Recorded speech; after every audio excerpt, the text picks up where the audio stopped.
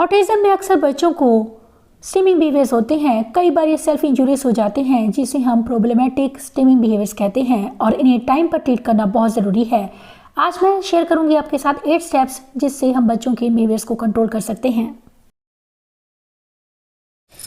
Hello, मैं हूं हरप्रीत। आज हम बात करेंगे कुछ प्रॉब्लमेटिक बिहेवियर के बारे में, कुछ डिफ़िकल्ट स्टिमिंग बिहेवियर्स के बारे में। स्टिमिंग बच्चे क्यों करते हैं ऑटिज्म में? स्टिमिंग को ऑटिज्म का सिम्टम भी माना गया है। स्टिमिंग में जो बिहेवियर्स बच्चे करते हैं, हैंड फ्लैपिंग या कुछ और ऐसे इश्यूज़, जंपिंग या फिर अलग अलग तरह के बच्चों को सेंस इश्यूज़ होते हैं, उनसे रिलेटेड ही बच्चों को स्टिमिंग के इश्यूज़ होते हैं। स्टिमिंग बिहेवियर्स की वजह को अक्सर सेंसरी के साथ रिलेट किया जाता है कि स्टिमिंग की वजह सेंसरी इनपुट है।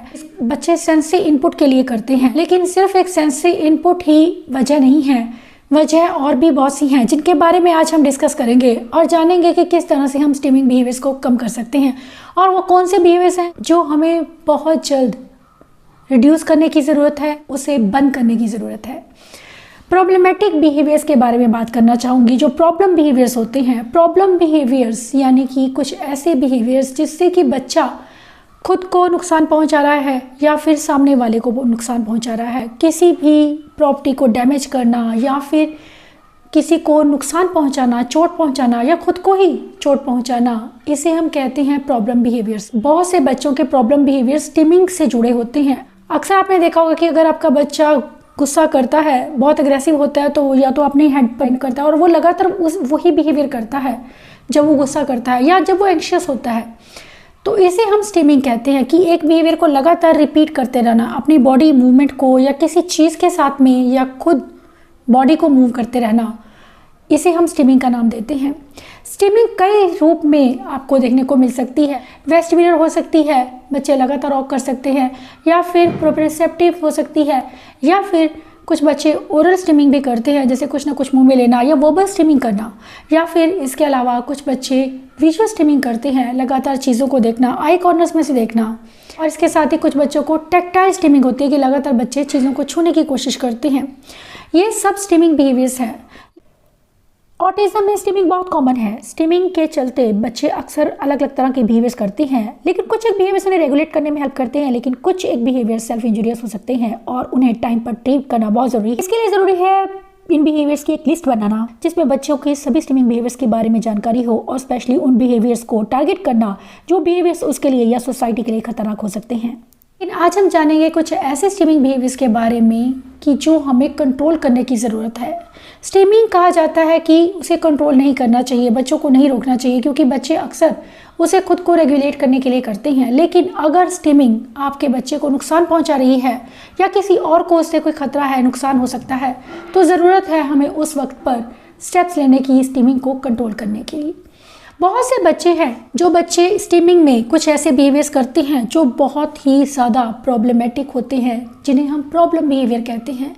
ये बिहेवियर्स में हेड बैंगिंग, हैंड बाइटिंग भी आता है, जब बच्चे अपनी आप को बाइट करते हैं या दूसरों को बाइट करते हैं।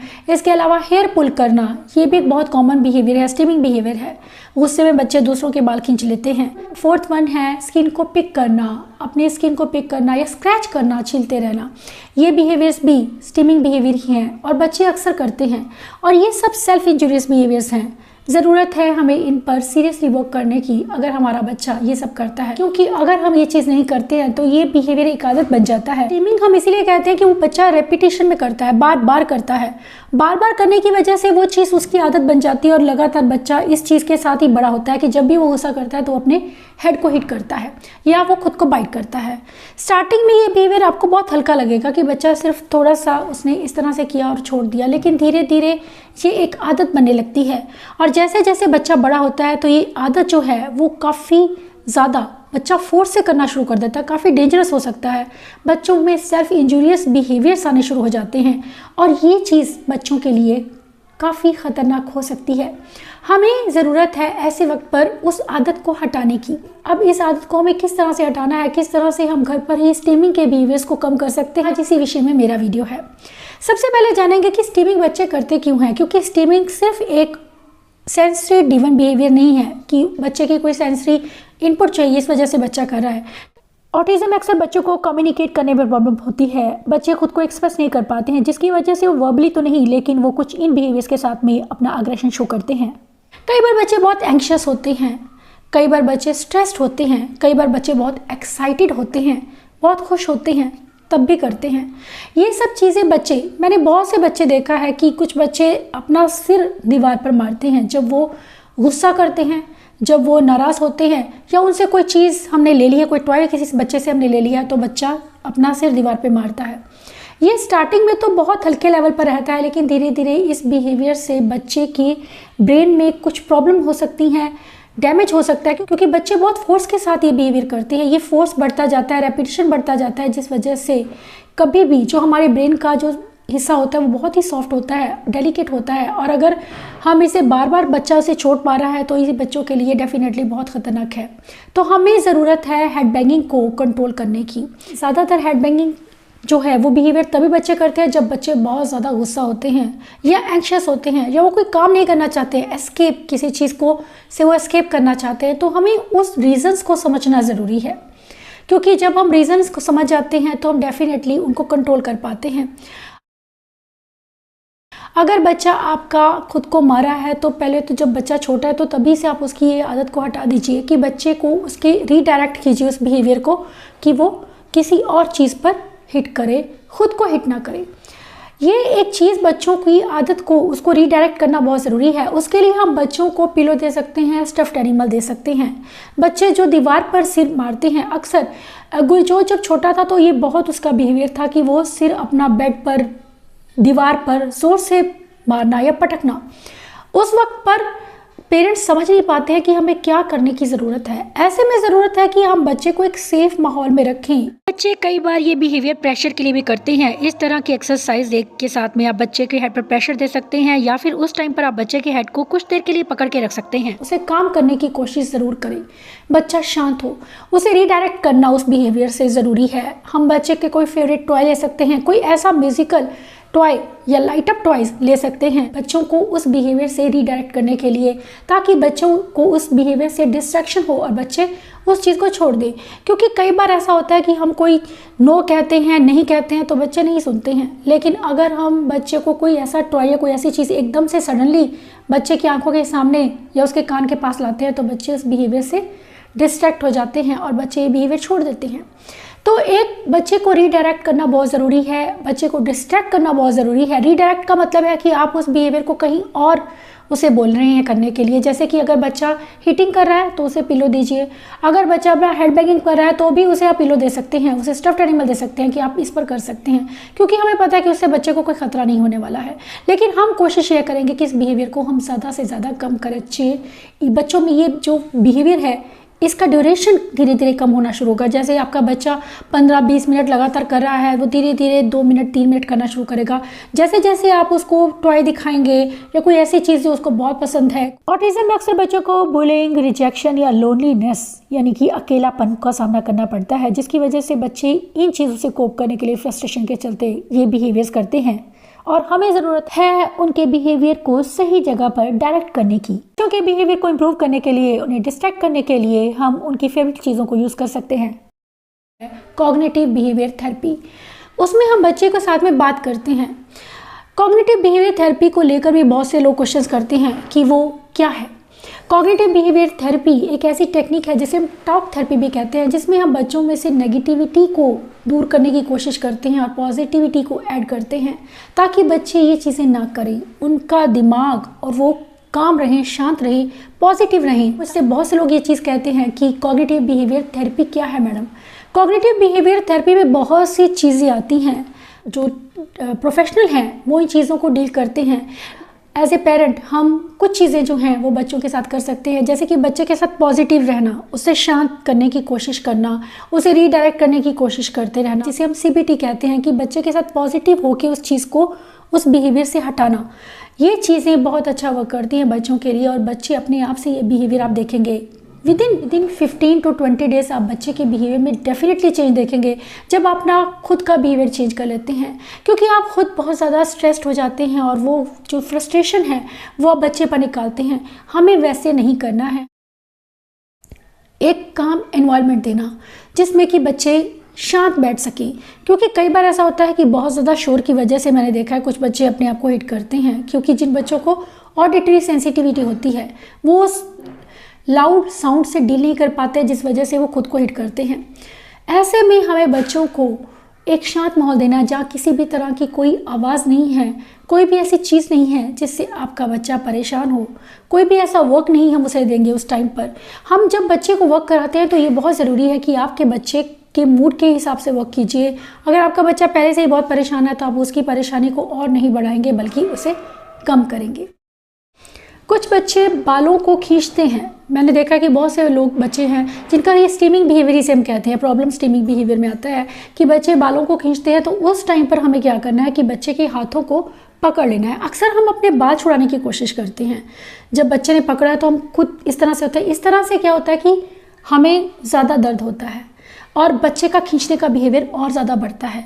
हमें उस बिहेवियर को बढ़ाना नहीं है, हमें उसे कम करना है। तो उसके लिए ज़रूरी है कि आप बच्चे के दोनों हाथों को, जिस हाथ से भी उसने बालों को आपके पकड़ा हुआ है, उस रिस्ट को आप ज़ोर से यहाँ से पकड़ेंगे और तब तक पकड़ेंगे जब तक बच्चा बाल छोड़ नहीं देता, क्योंकि बच्चा छोड़ेगा। आप कुछ देर ये चीज़ ट्राई ज़रूर कीजिएगा कि जब आप बच्चे ने आपके बाल पकड़े हैं, आपने उसके गुस्सा करने की बजाय या अपने बाल छुड़ाने की बजाय आपने उसके दोनों रिस्ट को पकड़ा है ज़ोर से, उससे बच्चा खुद ब खुद आप अपने हाथों से बालों को छोड़ देगा और हाथों को बिल्कुल इस तरह से खोल देगा।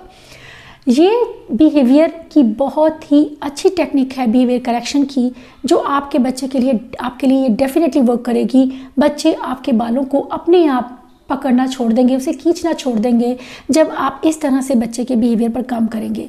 हमें बच्चे को डांटना नहीं है, गुस्सा नहीं करना है। नेक्स्ट वन जो है कि हेड बैंगिंग के लिए भी एक इशू होता है कि हेड बैंगिंग जो बच्चे करते हैं उनके लिए मेडिकल इशू भी कुछ हो सकता है कि कुछ बच्चों को मेडिकल प्रॉब्लम है, बच्चे के सिर में दर्द हो रहा है तब भी बच्चे कर रहे हैं, तो मेडिकल कंडीशन को रूल आउट करना बहुत ज़रूरी है।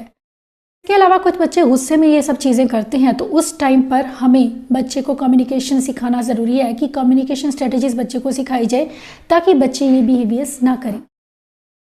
नेक्स्ट स्टेप है बच्चों की सेल्फ इंजरीज को कम करने का, जिसमें हम बच्चों को कुछ ऐसे वाइटामिन दे सकते हैं और इससे बच्चों में काफ़ी चेंज आता है। Vitamin C, vitamin D and B6 और मैग्नीशियम बहुत ही ज़्यादा यूजफुल है बच्चों में सेल्फ इंजरीज बिहेवियर को कम करने के लिए। इसके अलावा जो एक चीज़ होती है कि बच्चे बोर्डम के चलते भी करते हैं, जब बच्चा फ्री है तब स्ट्रीमिंग करता है, तो हमें उसे फ्री कम से कम रखना है।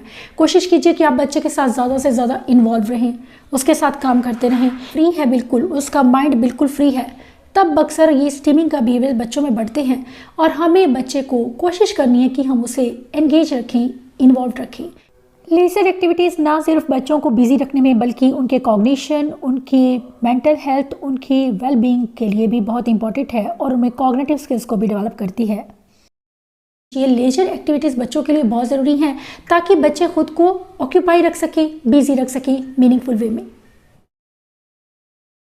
इसके अलावा ज़रूरी होता है कि बच्चों को हम सेंसरी इनपुट दें, क्योंकि कहीं ना कहीं सेंसरी इनपुट भी एक बहुत बड़ी वजह रहती है बच्चों में इन सब बिहेवियर्स की। चाहे हेयर पुलिंग करता है तो उसे प्रोप्रियोसेप्टिव एक्टिविटीज़ ज़रूर दीजिए, पिंचिंग करता है तो उसे क्ले पिंच करने के लिए दीजिए, पुलिंग करता है तो उसे पुलिंग एक्टिविटी, थैरा बैंड को पुल करना या फिर इलास्टिक को ही पुल करना, दुपट्टे को पुल करना। मैं दुपट्टे के रिगार्डिंग कई एक्टिविटीज़ मैंने आपके साथ शेयर की हैं, आप वो चीज़ें कर सकते हैं। अगर आपका बच्चा दूसरों को हिट करता है, धक्का देता है, तो उसे पुशिंग की एक्टिविटीज़ करवाइए। कोई हैवी वेट है, जो बच्चे को फर्नीचर है उसे पुश करना है। ये सब चीज़ें भी बच्चों को वो इनपुट देती हैं जिनकी उन्हें ज़रूरत होती है, जिसके चलते भी कई बार बच्चे ये सब बिहेवियर्स करते हैं।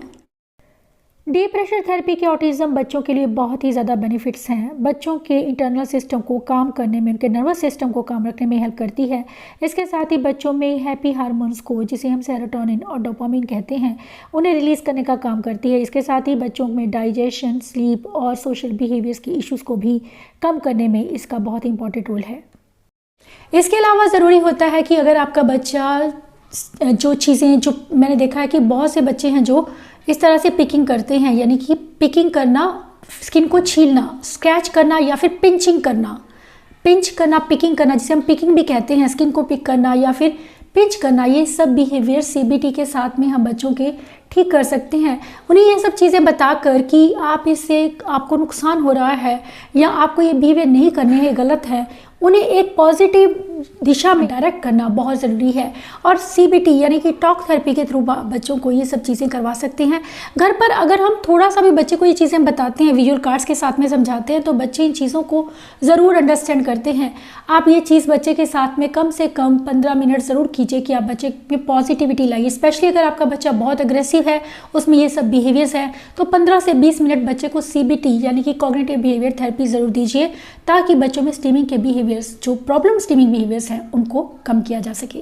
कामिंग विजुअल्स ना सिर्फ बच्चों को शांत रखती है, उनमें एंग्जाइटी को कम करती हैं, बल्कि सेल्फ इंजूरियस बिहेवियर्स को भी कम करने में हेल्प करती हैं। बच्चा पिकिंग करता है तो हम उसे स्टिकर्स की एक्टिविटी दे सकते हैं कि स्टिकर्स उसको निकालने के लिए दीजिए, उसे पेस्ट करने के लिए दीजिए। जब बच्चा स्टिकर को निकालता है, उससे भी बच्चों को स्टिमुलेशन मिलता है जो पिकिंग से मिलता है। जब बच्चे स्किन को स्क्रैच करते हैं तो वो स्क्रैचिंग की एक्टिविटीज़ बच्चों को दी जा सकती हैं। स्क्रैच कार्ड्स आते हैं, वो बच्चे को दीजिए। इन चीज़ों से बच्चों के बिहेवियर्स कम होते हैं, क्योंकि बच्चों की सेंसरी नीड्स उनकी मीट हो रही हैं। जो भी आके बच्चे का बिहेवियर है, जिस तरह का बिहेवियर है, उस हिसाब से बच्चे को एक्टिविटी दीजिए, ताकि बच्चों की सेंसरी नीड को पूरा किया जा सके। लास्ट स्टेप होता है कि बच्चों में जो एनर्जी रहती है, बहुत ज़्यादा एनर्जी होने की वजह से भी बच्चे ये सब चीज़ें करते हैं। वो एनर्जी को लगाने के लिए कई बार वर्बल स्टीमिंग करते हैं, या इधर उधर भागते रहते हैं, या फिर वो कुछ ऐसे बिहेवियर्स करते हैं जो उनके लिए काफ़ी खतरनाक हो सकते हैं, दूसरों के लिए डेंजरस हो सकते हैं। तो हमें बच्चे की फिजिकल एनर्जी को बर्न करने के लिए कम से कम 15 से 20 मिनट दिन में ऐसे ज़रूर देने हैं, जिससे बच्चे को फिजिकल एक्सरसाइजेज करवाई जाएँ। Physical exercises self injurious behaviours को कम करने में किसी मेडिसिन से कम नहीं है, और इसके कोई साइड इफ़ेक्ट्स भी नहीं हैं। जिम एक बहुत अच्छा ज़रिया है। आप जब बच्चे को जिम एक्टिविटी देते हैं या फिर हैवी वर्क एक्टिविटीज़ देते हैं, उससे भी बच्चों में ये बिहेवियर्स काफ़ी कम देखेंगे, उनमें नोटिसेबल आप इंप्रूवमेंट्स देखेंगे। यहाँ प्रॉब्लम यह नहीं है कि बच्चा ये सब कर रहा है, हमें समझना है कि वो क्यों कर रहा है, और उसे एक दिशा देना ज़रूरी है कि यहाँ नहीं, हम इस जगह पर और ऐसा करना है। और ये सब हम कर सकते हैं अपने एटीट्यूड में चेंज लाकर, अपने आप को शांत रखकर, और सही दिशा में स्टेप्स लेकर। जो मैंने आज आपको बताई हैं चीज़ें, अगर आप वो घर पर करते हैं, डेफिनेटली आप बच्चों के स्टीमिंग बिहेवियर्स में इंप्रूवमेंट्स देखेंगे। ये वीडियो आपको डेफिनेटली हेल्प करेगा घर पर बच्चों में स्टीमिंग बिहेवियर्स को कंट्रोल करने में। Thanks for watching.